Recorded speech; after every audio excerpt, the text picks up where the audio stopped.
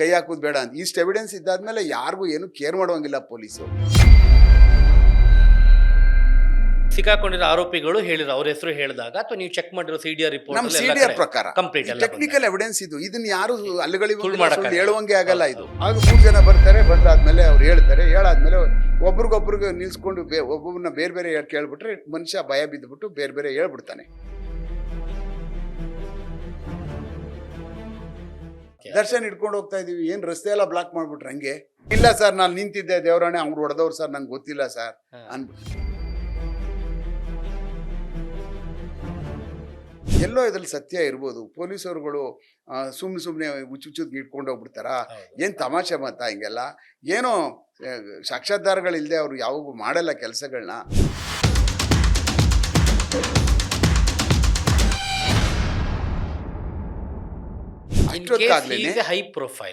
High profile VIP ಆದ್ರೆ ಅವಾಗ ಈಗ ನೀವು ಮೂವ್ ಆಗ್ತೀರಾ? ಇಲ್ಲ, ಏನಾಗುತ್ತೆ ಅಂತಂದ್ರೆ, ಒಂದು ನಾವು ಡಿಸ್ಕಷನ್ ಮಾಡ್ಕೊಳ್ತೀವಿ. ಅಂದ್ರೆ ಸರ್ ಈ ತರ ಆಗಿದೆ, ಈ ಕೇಸ್ ನಲ್ಲಿ ಈ ತರದೆಲ್ಲ ಮ್ಯಾನೇಜ್ ಮಾಡಿರ್ತಕ್ಕಂಥದ್ದು ಈ ಮನುಷ್ಯ ದರ್ಶನ್ ಅವರು ಇದನ್ನ ಮಾಡಿದ್ದಾರೆ, ಇವ್ರು ಈಗ ಈ ಲೊಕೇಶನ್ ಅಲ್ಲಿ ಇದಾರೆ, ಅವರು ಕರ್ಕೊ ಬರ್ಬೇಕು ನಾವು ಅವ್ರನ್ನ. ಈಗ ಇಮಿಡಿಯೇಟ್ ಆಗಿ ನಾವು ಕರ್ಕೊಂಡು ಬಂದ್ರೆ ಈ ಪೂರ್ಣ ಪ್ರಮಾಣದ ಎಲ್ಲ ನಮ್ಗೆ ಗೊತ್ತಾಗ್ಬಿಡ್ತದೆ ಅಂತ ಅನ್ನುವಂಥದ್ದು ನಾವು ಮಾತುಕತೆ ಮಾಡ್ಕೊಳ್ತೀವಿ. ನಾವು ACP ಹೇಳ್ತೀವಿ, ಇನ್ಸ್ಪೆಕ್ಟರ್ ಆದವರು, ACP DCP ಅವ್ರಿಗೆ ಹೇಳ್ತಾರೆ, DCP ಇಂಟರ್ ಕಮಿಷನರ್ ಮಾತಾಡ್ತಾರೆ. ಅವಾಗ ಕಮಿಷನರ್ ಈಗ ಮರ್ಡರ್ ಕೇಸಲ್ಲಿ ಬೇಕು ಅಂದ್ರೆ ಬೇಡ ಬೇರೆಯವ್ರನ್ನ ನಥಿಂಗ್ ಡೂಯಿಂಗ್, ಯಾರು ಅಂದ್ರೆ ಇವನ್ ಯಾರು ಚೀಫ್ ಮಿನಿಸ್ಟರ್ ಮಗ ಇದ್ರು ಹಿಡ್ಕೊಂಡು ಬನ್ನಿ ಅಂತಾನೆ ಹೇಳ್ತಾರೆ. ಕೈ ಹಾಕೋದು ಬೇಡ ಅಂತ. ಇಷ್ಟು ಎವಿಡೆನ್ಸ್ ಇದ್ದಾದ್ಮೇಲೆ ಯಾರಿಗೂ ಏನು ಕೇರ್ ಮಾಡುವಂಗಿಲ್ಲ ಪೊಲೀಸು. ಯಾರು ಕೋಳಿ ಮಸಾಲೆ ಕೇಳು ಪ್ರಶ್ನೆನೇ ಇಲ್ಲ ಇಲ್ಲಿ. ಯಾರ ಮಗ ಅರ್ಲಿ, ಯಾವ್ದು immaterial issue, subject is immaterial. ಇಷ್ಟು ಎವಿಡೆನ್ಸ್ ಸಿಕ್ಬಿಟ್ರೆ ಅವ್ನು ಯಾರೇ ಎವಿಡೆನ್ಸ್ ಅಂದ್ರೆ ಸಿಕ್ಕಾಕೊಂಡಿರೋ ಆರೋಪಿಗಳು ಹೇಳಿರೋ ಅವ್ರ ಹೆಸರು ಹೇಳಿದಾಗ ಅಥವಾ ನೀವು ಚೆಕ್ ಮಾಡಿರೋ ಸಿಡಿಆರ್ ರಿಪೋರ್ಟ್ ನಮ್ಮ ಸಿಡಿಆರ್ ಪ್ರಕಾರ ಟೆಕ್ನಿಕಲ್ ಎವಿಡೆನ್ಸ್ ಇದು. ಇದನ್ನ ಯಾರು ಹೇಳುವಂಗೆ ಆಗಲ್ಲ ಇದು. ಅದು ಬೇರೆಯವ್ರು ಸುಳ್ಳು ಹೇಳ್ಬೋದು, 100% ನಿಜ ಹೇಳ್ಬಿಡುತ್ತೆ. ಅಲ್ಲೂ ಕೂಡ ನನ್ನ ಮೊಬೈಲ್ ಬೇರೆಯವ್ರಿಗೆ ಕೊಟ್ಟು ಕಳಿಸಿದ್ದೆ, ಅದು ಡಿಫರೆಂಟ್ ಇಶ್ಯೂ. ಅದು ಅವ್ರು ಬೇರೆ ಇನ್ನೇನೇನು ಹೇಳ್ತಾರೋ ಅದೆಲ್ಲ ಬೇರೆ ವಿಚಾರ. ಇಲ್ಲಿವರೆಗೂ prima facie is man behind all the persons. But ಇಲ್ಲಿ ಇನ್ ಕೇಸ್ ಅವರು ಅಲ್ಲಿದ್ದಾಗ ನೀವು ಸ್ಪೆಷಲ್ ಪರ್ಮಿಷನ್ ತಗೊಂಡೋಗಿ ಏನಾದ್ರು ಅರೆಸ್ಟ್ ಮಾಡಿ ಆ ಥರ ಏನು ಬೇಕಾಗಿಲ್ಲ, ಏನು ಬೇಕಾಗಿಲ್ಲ. Simple arrest warrant. Person in murder case in anywhere at any position. ಯಾವ ಕಾರಣಕ್ಕೂ ನಾನು ಬರೀ ಅವೆಲ್ಲ ಪಿಕ್ಚರ್ ಅಲ್ಲಿ ವಾರೆಂಟ್ ತಗೊಬನ್ನಿ ಅವೆಲ್ಲ ಇದು ಕಾಗ್ನಿಸಬಲ್ ಕೇಸ್. ಮರ್ಡರ್ ಕೇಸಲ್ಲಿ ನೀವು ಯಾರನ್ನು ಕೇಳುವಂಥದ್ದು ಏನು ಅವಶ್ಯಕತೆ ಇಲ್ಲ, ಬೇಕಾಗಿಲ್ಲ. ಕಾನೂನಲ್ಲಿ ನಮ್ಗೆಲ್ಲಾ ಪರ್ಮಿಷನ್ ಕೊಟ್ಟಿರ್ತದೆ. ಪೊಲೀಸ್ ಕಾನ್ಸ್ಟೇಬಲ್ ಇಂದ ಹಿಡಿದು ಎಲ್ಲ ಅಧಿಕಾರಿಗಳು ವರ್ಗಗಳು ಹಿಡ್ಕೊಂಡು ಎತ್ಕೊಂಡು ಕರ್ಕೊಂಡು ಈ 24 hours ಇಟ್ಕೊಂಡು ಎನ್ಕ್ವೈರಿ ಮಾಡ್ತಕ್ಕಂಥ ಅಧಿಕಾರ ಪೊಲೀಸರಿಗೆ ಇರುತ್ತೆ. ಇಲ್ಲಿಂದ ಸ್ಟ್ರೇಟ್ ಆಗಿ ಹೋದ್ರು ಅಲ್ಲಿಗೆ ಇದೆಲ್ಲ ತಿಳ್ಕೊಂಡ್ರು. ಇವ್ರು ಹೋಗೋಕೆ ಮೊದಲೇ ಇಲ್ಲೊಂದು ಏನಾಯ್ತು, ನೀವು ಹೇಳದಂತ ಅದೊಂದು ಸಮಸ್ಯೆ ಬಂತು. ಇವ್ರು ಯಾವಾಗೆಲ್ಲ ರೆಡಿ ಮಾಡಿ ಪೋಸ್ಟ್ ಮಾರ್ಟಮ್ ಕಳಿಸ್ಕೊಡ್ತಾ ಇದ್ರು ಅಲ್ಲಿಗೆ, ಪೂರ್ತಿ ಪೋಸ್ಟ್ ಮಾರ್ಟಮ್ ಕಳಿಸ್ಕೊಡ್ತಾ ಇರ್ಬೇಕಂತ ಬಾಡಿಗೆ ಹೋಯ್ತಲ್ಲ, ಅಷ್ಟೊತ್ತಿಗಾಗಲೇ ಇದೆಲ್ಲ ಮ್ಯಾನೇಜ್ ಮಾಡ್ಬಿಟ್ಟು ಹಿಂಗೆಲ್ಲ ಆಗೋಗ್ಬಿಟ್ಟಿದೆ. ಈಗ ಏನಾದರೂ ಆಗ್ಲಿ ಗೊತ್ತಾಗ್ಬಿಟ್ಟಾದ್ಮೇಲೆ ಇದನ್ನ ಡಿಫೆಂಡ್ ಮಾಡ್ಕೊಳ್ಳೋಕೆ ಆಗೋದಿಲ್ಲ ಅಂತೇಳಿ ಇನ್ನೊಂದು ಫರ್ದರ್ ಅವರು ಮಾತಾಡ್ಕೊಂಡಿದ್ದಾರೆ ಏನು ಮಾಡೋದು ಅಂತ. ಯಾಕಂದ್ರೆ ರಾತ್ರಿ ಲೇಟರ್ ಕೋರ್ಸ್ ಮಾತಾಡ್ಕೊಂಡಿದ್ದೆವು. ಆವಾಗ ಈಗ ಒಂದು ಮಾಡ್ಬಿಡೋಣ, ನಾವು ಕಳಿಸ್ಕೊಟ್ಬಿಟ್ರೆ ನಾವು ಮಾಡಿದ್ದೀವಿ ಅಂತೇಳಿ ಅಲ್ಲಿ ಕ್ಲೋಸ್ ಆಗ್ಬಿಡುತ್ತೆ. ಹಾಗೂ ಪೊಲೀಸರು ಒಪ್ಕೊಂಡ್ಬಿಡ್ತಾರೆ. ಒಪ್ಕೊಂಡಾದ್ಮೇಲೆ ಬಂದಿದ್ದಾರೆ ಬಿಡು ಇವರೇ ಮಾಡಿದ್ದಾರೆ ಅಂತ ಹೇಳ್ಬಿಟ್ಟು ಕತೆ ಆವಾಗ ಕೇಸ್ ಕ್ಲೋಸ್ ಆಗ್ಬಿಡ್ತದೆ. ಹಿಂಗೆ ಮಾಡ್ಬಿಡೋಣ ಅಂತ ಅಂದ್ಬಿಟ್ಟು ಅಂತ. This is A scripted idea. ಯಾವುದೋ ಪಿಕ್ಚರ್ಗೆ ಕೂತ್ಕೊಂಡು ಸ್ಕ್ರಿಪ್ಟ್ ಬರೀತಾರಲ್ಲ, ಆ ಥರ ಸ್ಕ್ರಿಪ್ಟೆಡ್ ಐಡಿಯಾ ಮಾಡ್ತಾರೆ ಅಷ್ಟೇ. ಇದೆಲ್ಲ ಅವೆಲ್ಲ ವರ್ಕ್ ಆಗಲ್ಲ, ಅವೆಲ್ಲ ಪಿಕ್ಚರಲ್ಲಿ ವರ್ಕ್ ಆಗ್ತವೆ. ಯಾಕೆ ಬೇಕಾದ್ರೆ ತೆಗಿಬೋದು, ಡಿಲೀಟ್ ಮಾಡ್ಬೋದು, ಎಲ್ಲ ಮಾಡ್ಬೋದು. This is not a scripted idea. ಯಾವುದು investigation is linked with technical and also along with interrogation report. ಹೌದಲ್ವಾ? ಸತ್ಯ ಇರುವಂಥದ್ದೇ ಬರೆಯುವಂಥದ್ದು ಇಲ್ಲಿ. ಆ ಕಾರಣಕ್ಕೆ ಅದನ್ನು ಯಾವುದೂ ಇಲ್ಲಿ ಅವಕಾಶ ಬರಲ್ಲ. ಆಗ 3 ಜನ ಬರ್ತಾರೆ. ಬಂದಾದ್ಮೇಲೆ ಅವ್ರು ಹೇಳಾದ್ಮೇಲೆ ಒಬ್ರಿಗೊಬ್ರಿಗೆ ನಿಲ್ಸ್ಕೊಂಡು ಒಬ್ಬೊಬ್ಬರನ್ನ ಬೇರೆ ಬೇರೆ ಕೇಳ್ಬಿಟ್ರೆ ಮನುಷ್ಯ ಭಯ ಬಿದ್ದುಬಿಟ್ಟು ಬೇರೆ ಬೇರೆ ಹೇಳ್ಬಿಡ್ತಾನೆ. ಯಾವ ಕಾರಣಕ್ಕೂ ಅವನು ಐಡ್ ಮಾಡ್ಕೊಳ್ಳೋಕೆ ಆಗೋದೇ ಇಲ್ಲ, ಸಾಧ್ಯನೇ ಇಲ್ಲ. ಅವ್ರು ಬಂದಿರೋದೇ ಅಕ್ಸೆಪ್ಟ್ ಮಾಡ್ಕೊಳ್ಳೋಕೆ ತೀರಿನ. ಆಮೇಲೆ ತಕ್ಷಣ ಏನಾಗುತ್ತೆ, ಆಯ್ತು ಅವ್ರಿಗೇನು ಮಾಡೋದು ಬೇಡ, ಅವ್ರನ್ನ ತಾಳು ಅಂತೇಳಿ ಅವ್ರದ್ದು CDR ಕೊಡಿ, ಮೊಬೈಲ್ ಯಾವುದು ಅಂತ CDR ಕೇಳ್ಬಿಟ್ರೆ ಅಲ್ಲಿ ಇರೋದೇ ಇಲ್ಲ. ಅವರು ಬಾಡಿಯ ತಾಕಕ್ಕೂ ಬಂದಿರಲ್ರು, ಮರ್ಡರ್ ಮಾಡೋ ಜಾಗದಲ್ಲೂ ಇರಲ್ರು. ಹೌದು, ಇದೆಲ್ಲ ಆಂಬಿಗ್ಯೂಟಿ ಬಂದ್ಬಿಡ್ತವೆ. ನೋಡ್ತಾ ಇರ್ಬೇಕಾದಾಗಲೇ ಗೊತ್ತಾಗುತ್ತೆ CDRಗಳಲ್ಲಿ. ಅವಾಗ ನಿಮ್ಗೈತೆ ಮಾರಿ ಹಬ್ಬ, ಮಕ್ಳ ಸುಳ್ಳು ಹೇಳ್ತಾ ಇದ್ದೀರಾ ಅಂತ ತಕ್ಷಣ ಹೇಳ್ಬಿಡ್ತೀವಿ ಸರ್, ಗೊತ್ತಾಗೋಯ್ತು ಪೊಲೀಸವ್ರು, ಗೊತ್ತಾಗ್ಬಿಟ್ಟಿದೆ, ಇನ್ನಾಗಲ್ಲ ಅಂತ. ಆವಾಗ ಏನ್ ಮಾಡ್ಬಿಡ್ತೀವಿ, ವಿ ಗೆಟ್ ದೆಮ್ ಸಪರೇಟೆಡ್. ಇವ್ರಲ್ಲ ಬಿಡು ಅಂತ ಹೇಳ್ಬಿಟ್ಟು ಅಂತ ಅವ್ರನ್ನ ಅಪರಾಧಿಗಳು ತರ, ಅವ್ರನ್ನ ರಾಕ್ಷಸರ ತರ ನಾವೇನ್ ಬಿಹೇವ್ ಮಾಡೋಕ್ಕಾಗೋದಿಲ್ಲ. ಅವರು ಏನೋ ಹಣದಾಸೆಗೆ ಬಂದ್ಬಿಟ್ಟವ್ರೆ ಅಂತ ತಿಳ್ಕೊಳ್ತೀವಿ. ಅವ್ರಿಗೆ ತುಂಬಾ ನಾವೇನು ಅವ್ರನ್ನ ರಾಕ್ಷಸೀಯವಾಗಿ ಅವ್ರ ಮೇಲೆ ಬಿಡುಕ್ ಹೋಗುದಿಲ್ಲ ಪೊಲೀಸರು. ಅವ್ರ ಕೆಲಸ ಮಾಡವ್ರೆ, ನನ್ ಕೆಲಸ ಏನೋ ಅವ್ರನ್ನ ಡಿಸ್ಗಾರ್ಡ್ ಮಾಡುವಂತದ್ದು. ನಿಜವಾದ ತಪ್ಪಿತಸ್ಥ ಬೇರೆಯವನು. ಹೌದು, ಅವ್ರನ್ನ ಸಪರೇಟ್ ಇಟ್ಬಿಟ್ಟು ಮಾಡಿದ ತಕ್ಷಣ ಇಮಿಡಿಯೇಟ್ ಆಗಿ ಇಲ್ಲಿಂದ ಹೋದಾದ್ಮೇಲೆ ಅಲ್ಲಿಂದ ಕರ್ಕೊಂಡು ಬಂದ್ರು. ಕರ್ಕೊಂಡು ಬರ್ಬೇಕಾದಾಗ ಆ ಮನುಷ್ಯ ಅನ್ಕೊಂಡಿರ್ಬೋದು, ಅಯ್ಯೋ ಇಲ್ಲ ಬಿಡು, ನನ್ನನ್ನು ಹೆಂಗೆ ಬಂದ್ಬಿಡ್ತಾರೆ, ಅವೆಲ್ಲ ಇಲ್ಲ. ಅದು ಆ ಥರ ಏನಾರ ಇತ್ತು ಅಂತಂದ್ರೆ ಅದೆಲ್ಲ ಅವರೆಲ್ಲ ಬೇರೆ ಬೇರೆ ಫಿಲಮ್ ಒಳಗಡೆ ಅವೆಲ್ಲ. ಬಟ್ ರಿಯಲ್ ಲೈಫ್ ಅಲ್ಲಿ ತುಂಬಾ ಇನ್ಫ್ಲೂಯೆನ್ಸ್ ಇದೆ.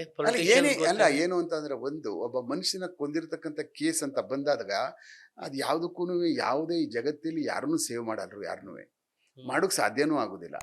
ಯಾರೇ ಆಗಲಿ ಮಾಡೋಕ್ ಸಾಧ್ಯನೇ ಇಲ್ಲ, ಮಾಡೋದು ಇಲ್ಲ. ಬಟ್ ಆ ಇನ್ಫ್ಲೂಯೆನ್ಸ್ ಪ್ರೆಷರ್ ಅನ್ನೋದು ಇರುತ್ತೆ ಸರ್. ಪ್ರೆಷರ್ ಅಂತ ಅನ್ನುವಂಥದ್ದು ನಾವು ಅನ್ಕೊಂಡಿರುತ್ತೆ ಕಪೋಲ ಕಲ್ಪಿತವಾಗಿ. ಏನಪ್ಪಾ ದರ್ಶನ್ ಹಿಡಿದ್ಬಿಟ್ಟು ಏನೋ 1 ಲಕ್ಷ ಜನ ಬಂದು ಸುತ್ತಬಿಟ್ರಂಗೆ ನಾವೇ ಅನ್ಕೊಂಡ್ರೆ, ದರ್ಶನ್ ಹಿಡ್ಕೊಂಡು ಹೋಗ್ತಾ ಇದೀವಿ, ಏನ್ ರಸ್ತೆ ಎಲ್ಲ ಬ್ಲಾಕ್ ಮಾಡ್ಬಿಟ್ರಂಗೆ ನಾವು ಅನ್ಕೋತೀವಿ. ದರ್ಶನ್ ಹಿಡ್ಕೊಂಡು ಹೋಗ್ತಾ ಇದೀವಿ ಈಗ ಮೈಸೂರಿಂದ ಬೆಂಗಳೂರಿಗೆ ಹೋಗೋಷ್ಟೊತ್ತಿಗೆ ಇಡೀ ರೋಡ್ ಜಾಮ್ ಮಾಡ್ಬಿಟ್ರಂಗೆ ದರ್ಶನ್ ಅಭಿಮಾನಿಗಳು. ಅದೇನು ಇರಲ್ಲ, ಅದು ಎಂಥದ್ದು ಇರೋದಿಲ್ಲ. ಅದೆಲ್ಲ ಬರೀ ಪಿಕ್ಚರಲ್ಲಿ ಅಷ್ಟೇನೆ ಹೊರ್ತು ಎಲ್ಲೂ ಆಚೆ ಇರಲ್ಲ. ಅದಾದ್ಮೇಲೆ ಲೇಟರ್ ಕೋರ್ಸಲ್ಲಿ ಗೊತ್ತಾಗ್ತಾ ಎಲ್ಲರೂ ಮನುಷ್ಯರುಗಳು ಒಂದೇ ತರ ಇರಲ್ಲ, ಹೌದಲ್ವಾ? ಮನುಷ್ಯರು ಒಂದೇ ತರ ಇದ್ರು ಮನಸ್ಥಿತಿ ಬೇರೆ ಬೇರೆ ಇರುತ್ತೆ. ಅವ್ರಿಗೆ ಹೇಳ್ತಾ ತಿಳಿಸ್ತಾ ಹೋದಂಗೆ ಏನಾಗುತ್ತೆ ಅಂದ್ರೆ, ಎಲ್ಲೋ ಇದ್ರಲ್ಲಿ ಸತ್ಯ ಇರ್ಬೋದು. ಪೊಲೀಸರುಗಳು ಸುಮ್ನೆ ಹುಚ್ಚುಚ್ಚುದ್ ಇಟ್ಕೊಂಡು ಹೋಗ್ಬಿಡ್ತಾರ, ಏನ್ ತಮಾಷೆ ಮಾತಾ ಹಿಂಗೆಲ್ಲ? ಏನೋ ಸಾಕ್ಷಾಧಾರಗಳಿಲ್ದೆ ಅವ್ರು ಯಾವಾಗೂ ಮಾಡಲ್ಲ ಕೆಲಸಗಳನ್ನ. ಅಂತ ಬಫೂನ್ಗಳು ನಾವಲ್ಲ. ಸಾಕ್ಷಿಗಳಿಲ್ದೆ ಪ್ರಿಮಾಫೆಸಿ ಗೊತ್ತಾಗಿದ ತಕ್ಷಣ ಹೌದು ಹೋಗ್ಬಿಟ್ಟು ಹಂಗೆಲ್ಲ ಮಾಡಲ್ಲ, ತಪ್ಪಾಗ್ಬಿಡುತ್ತೆ. ಅದು ನಮ್ಮ ಹತ್ರ ಮೆಟೀರಿಯಲ್ ಎವಿಡೆನ್ಸಸ್ಗಳು ಮತ್ತೆ ಟೆಕ್ನಿಕಲ್ ಎವಿಡೆನ್ಸ್ ಇಟ್ಕೊಂಡೇ ನಾವೆಲ್ಲ ಕೆಲಸ ಮಾಡ್ತಕ್ಕಂಥದ್ದು. ಅಷ್ಟೊತ್ತಿಗಾಗ್ಲೇನೆ ಸುಮಾರು ಜನ ಇಲ್ಲಿ ಅವರು ಯಾರು ರಾತ್ರಿ ಇದ್ದಂಥವ್ರನ್ನ ಹಿಡ್ಕೊಂಡು ಬಂದು ಆಗ್ಲೇ ಇಂಟ್ರೋಗೇಟ್ ಮಾಡ್ಬಿಟ್ಟಿರ್ತೀವಿ ಪೂರ್ತಿ. ಅವರು ಹೇಳ್ಬಿಟ್ಟಿರ್ತಾರೆ, ಇಂತಿಂಥವ್ರು ಇದ್ರು ಶೆಡ್ಡಲ್ಲಿ, ಹಿಂಗಾಯ್ತು, ಈ ಥರ ಆಯ್ತು, ಹಿಂಗಾಯ್ತು ಎದುರಿಸ್ಬಿಟ್ಟಿರ್ತೀವಿ. ಸಪ್ರೇಟ್ ಮಾಡ್ಬಿಟ್ಟು ಎದುರಿಸ್ಬಿಟ್ಟಿರ್ತೀವಿ. ಎದುರಿಸ್ಬಿಟ್ಟಾಗ ಹೇಳ್ಬಿಡ್ತಾರೆ ಅವರು, ಸತ್ಯ ಹೇಳ್ಬಿಡ್ತಾರೆ. ಎಲ್ಲರೂ ಸಪ್ರೇಟ್ ಎಲ್ಲ ಒಟ್ಟಿಗೆ ಹೇಳ್ಬಿಟ್ರೆ ಹಿಂಗ್ ಮೇಲೆ ಹೇಳೋಣ ಅಂತ ಮಾತಾಡ್ಕೊಬಿಡ್ತಾರೆ, ಗುಂಪು ಸೇರ್ಕೊಬಿಟ್ಟು. ಬಟ್ ಅವ್ರು 20 ಜನ ಇದ್ರು ಸಪ್ರೇಟ್, 20 ಜನನು ಸಪ್ರೇಟ್. ಒಳಗ್ ಬಂದ್ಮೇಲೆ ಒಬ್ರಿಗೊಬ್ರು ಕಾಂಟ್ಯಾಕ್ಟ್ ಅವ್ನು ಏನ್ ಹೇಳ್ದೆ ಇವನಿಗೆ ಗೊತ್ತಾಗ್ಲೇಬಾರ್ದು, ಇವ್ನು ಯಾರು ನನ್ನ ಎದುರುಗಡೆ ಕುಂತವನಿ ಅಂತ ಆತರ ಮಾಡ್ಬಿಡ್ತೀವಿ ನಾವು. ಅವ್ರನ್ನ ಸ್ವಲ್ಪ ಇದು ಮಾಡ್ಬಿಡ್ತೀವಿ. ಆ ತಕ್ಷಣ ಏನ್ ಮಾಡ್ತಾರೆ ಅಂದ್ರೆ, ಅವ್ರು ಈ ಸನ್ನೇನು ಮಾಡ್ಕೊಳಕ್ಕಾಗಲ್ಲ ಒಬ್ರಿಗೊಬ್ರು. ನೀನೇನ್ ಹೇಳ್ದೆ ಅಂತ ಹೇಳಿ, ನಥಿಂಗ್ ಡೂಯಿಂಗ್. ಅವಾಗ ಎಲ್ಲಾ ಸತ್ಯ ಆಚೆ ಬಂದ್ಬಿಡ್ತದೆ. ಕೊನೆಗೆ ಬಂದ್ಬಿಟ್ಟಾಗ ಏನಾಯ್ತದೆ, ನನ್ನನ್ನು ನಾನು ಉಳಿಸ್ಕೋಬೇಕಪ್ಪ, ಸತ್ಯ ನಾನು ಯಾರಾದ್ರೂ ಹೋದ್ರೆ ನನ್ಗೆ ಸತ್ಯ ಇರೋದು ಹೇಳ್ಬಿಟ್ಟಾಗ ನನ್ನ ಪಾಡಿಗೆ ನಾನು ಉಳ್ಕೊಬಿಡ್ಬೇಕಪ್ಪ ಅನ್ನೋ ಬಂದ್ಬಿಡ್ತಾನೆ ಮನುಷ್ಯ. ಅಲ್ಲಿ ಯಾರು ಏನ್ ಹೇಳಿದಾರಂತ ಇವ್ನಿಗೆ ಗೊತ್ತಿರಲ್ಲ, ಕ್ವಶನ್ ಮಾರ್ಕ್ ಕೊಡ್ತಾ ಇರ್ತಾನೆ. ಅದಕ್ಕೆ ಅವನು ಪ್ರೊಟೆಕ್ಷನ್ಗೆ ಬಂದ್ಬಿಡ್ತಾನೆ ಮನುಷ್ಯ. ನಾವ್ ಆತರ ಇಂಟ್ರೋಗೇಷನ್ ಮಾಡ್ತೀವಿ. ಫಸ್ಟ್ ನೀನ್ ಉಳ್ಕೊಳ್ಳೋದು ನೋಡಯ್ಯ, ಫಸ್ಟ್ ನೀನ್ ಜೈಲ್ಗೆ ಹೋಯ್ತಿಯಲ್ಲೋ, ನೀನ್ ಏನು ಮಾಡಿ ನೀನ್ ಪಾತ್ರ ಹೇಳ್ಬಿಟ್ಟು ಹೋಗ್ತಾರ ಅಷ್ಟಕ್ಕೆ. ಸುಮ್ನೆ ನಿನ್ ಕೈಲಿ ನಿಮ್ಗೆ ಗೊತ್ತಾಗಿದೆ, ಈಗ ಸುಮ್ನೆ ಇಲ್ದೇ ಇರೋದೆಲ್ಲ ಮಾಡ್ಕೊಳಕ್ ಹೋಗ್ಬೇಡ. ನೀನ್ ಯಾಕೆ ಇದ್ರಲ್ಲಿ ಡೆತ್ ಪೆನಾಲ್ಟಿ ಆಯ್ತವೆ, ಏನೇನೋ ಆಗ್ತಾವೆ, ನೇಣ್ ಹಾಕ್ಸ್ಕೊಂಡು ನೀನ್ ಯಾಕೆ ಸಾಯ್ತಿ ಅನ್ಯಾಯವಾಗಿ ಅನ್ಬಿಟ್ರೆ ಎಲ್ಲ ಮಾಡ್ಕೊಬಿಡ್ತಾರೆ. ಸತ್ಯ ಅವಾಗ ಇಲ್ಲ ಸರ್ ನಾನು ನಿಂತಿದ್ದೆ ದೇವರಾಣೆ, ಅವ್ರು ಹೊಡೆದವ್ರು ಸರ್ ನಂಗೆ ಗೊತ್ತಿಲ್ಲ ಸರ್ ಅನ್ಬಿಟ್ಟು ಎಲ್ಲ ಅವ್ರವ್ರ ಪಾತ್ರನ ಪಟ ಹೇಳ್ಬಿಡ್ತಾರೆ. It is very simple to get truth from these people. ಅದೇನು ತೊಂದರೆ ಏನಾಗೋದಿಲ್ಲ. ಇಂಥದ್ದೆಲ್ಲ ನಮಗೆ ಅಷ್ಟು ಕಷ್ಟದ ಕೆಲಸ ಏನಾಗಲ್ಲ. ಕರ್ಕೊಂಡು ಬರ್ತೀವಿ. ಕರ್ಕೊಂಡು ಬಂದಾದ್ಮೇಲೆ ಇಲ್ಲಿಗೆ ಇಂಟ್ರಾಗೇಷನ್ ಮಾಡ್ತಾ ಇರ್ಬೇಕಂತ ಸಮಯದಲ್ಲಿ ಏನಾಗ್ತದೆ ಅಂತಂದ್ರೆ, ಏನು ಪೊಲೀಸರು ಹೊಡೆದು ಬಿಡ್ತಾರ, ಹಗ್ಗ ಹಾಕ್ತಾರ, ಕರೆಂಟ್ ಕೊಡ್ತಾರ ಇವನಿಗೆ, ಆಮೇಲೆ ಇನ್ನೇನಾರು ಮಾಡ್ತಾರೆ ಏನು. ಆಮೇಲೆ ಆ ಮನುಷ್ಯರಿಗೆ ಸತ್ಯ ಅನ್ನೋದು ಗೊತ್ತಾಗ್ತದೆ. ಆತ್ಮಸಾಕ್ಷಿ ಸುಳ್ಳು ಹೇಳೋಕ್ಕಾಗಲ್ವಲ್ಲ, ಆತ್ಮಸಾಕ್ಷಿ ಬರ್ತಾ ಇರ್ತದೆ ಆಚೆ.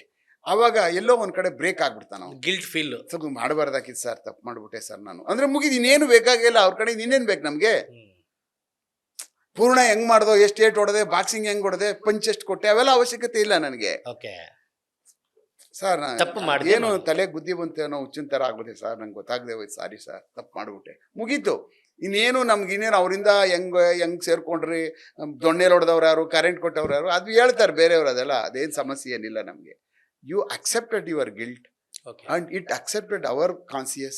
ಒಬ್ಬ ಅಯ್ಯವಾಗಿದ್ದು ನನ್ನ ಆತ್ಮಸಾಕ್ಷಿ ಕರೆಕ್ಟ್ ಆಯ್ತಾ, ಸತ್ಯ ಅಂತ ಈ ಜಗತ್ತಲ್ಲಿ ಯಾರನ್ನೂ ನಂಬಿಸೋ ಅವಶ್ಯಕತೆ ಬೇಕಾಗೇ ಇಲ್ಲ. ನನ್ನ ಕಾನ್ಸಿಯಸ್ ಪರ್ಮಿಟ್ ಮಾಡ್ಬೇಕು ಒಬ್ಬ ಅಯ್ಯೋದದು.